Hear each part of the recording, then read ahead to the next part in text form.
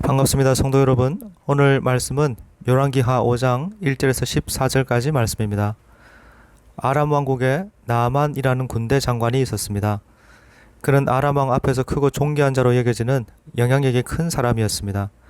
그러나 그에게 치명적인 문제가 있었는데 바로 나병이었습니다. 당시 나병은 사람들이 가장 두려워하는 질병 가운데 하나였고 전염성이 강하고 치료가 불가능했기 때문에 나병에 걸리면 공동체에서 분리되면서 결국 죽음으로 이어졌습니다. 나만의 나병은 그가 공직을 여전히 수행하고 있는 것으로 봐서 초기 단계이거나 가벼운 정도로 볼 수 있습니다. 그러나 어느 쪽이든 결국 비참한 죽음을 맞이할 운명이었습니다. 모든 것을 다 가졌지만 자신의 몸 하나를 자기 뜻대로 할 수 없는 절망과 한계를 가지고 사는 인생이었습니다. 나만의 집에는 전쟁 중에 포로로 잡혀온 이스라엘의 한 어린 소녀가 있었습니다. 이 소녀는 나만의 상태를 잘 알고 있었습니다. 그래서 나만의 아내에게 말합니다. 우리 주인님이 사마리아에 있는 선지자 앞에 계시면 좋겠습니다. 그 선지자는 나병을 고칠 능력이 있습니다. 이 말을 들은 나만의 아내가 나만에게 말합니다. 그리고 나만은 아람 왕에게 나아갑니다. 아람 왕은 나만 이야기를 듣고 친서와 함께 많은 재물을 이스라엘 왕에게 가져가라고 합니다. 이 모든 일이 신기하지 않습니까? 한낱 노예 신분의 여자아이의 말에 이방 나라의 왕까지 움직이게 된 것입니다. 하나님의 역사와 일하심이 이와 같습니다. 그분의 일하심은 우리의 상상을 뛰어넘고 우리의 삶의 실존에 역사하는 힘이 있습니다. 어린 소녀는 포로로 이방 땅에 끌려왔습니다. 하나님은 분명히 어떤 뜻이 있어서 소녀를 이곳에 두셨고 소녀는 하나님 앞에 신실했습니다. 오늘 하나님은 여러분을 어디에 두셨습니까? 여러분의 자리가 아무리 작고 초라하게 보여도 하나님은 당신의 귀한 일에 얼마든지 여러분을 사용하실 수 있습니다. 무엇보다 주변 사람들에게 하나님의 어떠하심을 알릴 기회를 찾아보시기 바랍니다. 여러분의 작은 순종을 통해서 하나님이 얼마나 크고 놀라운 일을 행하실지 알 수 없는 일이고 여러분의 순종이 사람을 살리고 하나님께 영광을 돌리는 통로 될 수 있기를 기대합니다. 하나님을 경외하고 따라야 할 이스라엘 왕의 삶에는 하나님이 없었습니다.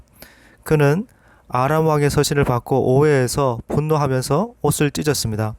이 소식이 엘리사에게 들려졌고 엘리사는 왕에게 사람을 보내서 나만을 자신에게로 오도록 했습니다. 그래서 나만이 엘리사에게 나아갔고 나만은 그 선지자가 직접 자신을 영접하고 직접 손을 얹고 하나님의 이름으로 기도할 때 내 병이 나을 것이다 생각했습니다.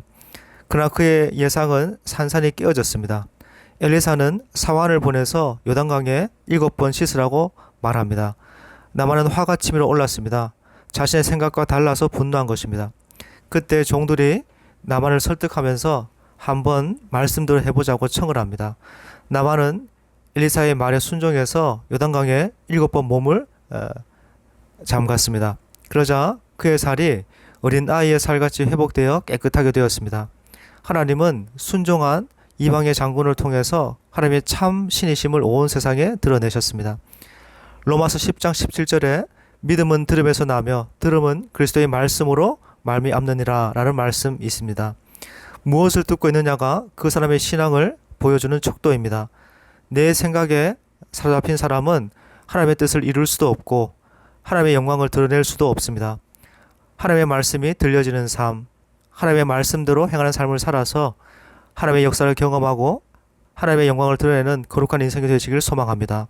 무엇보다 겸손히 하나님의 은혜의 문을 여는 결정적인 통로인 것을 잘 알아서 하나님의 귀한 복과 좋은 것을 얻고 누리는 귀한 인생 되시길 예수님의 이름으로 축복합니다. 기도하겠습니다. 하나님 언제나 나의 생각을 내려놓고 하나님의 말씀을 순종할 수 있는 사람이 되기 원합니다. 그래서 하나님의 살아계심을 온 세상에 알리고 전하는 복된 인생 될 수 있도록 역사하여 주옵소서. 예수님 이름으로 기도했습니다. 아멘.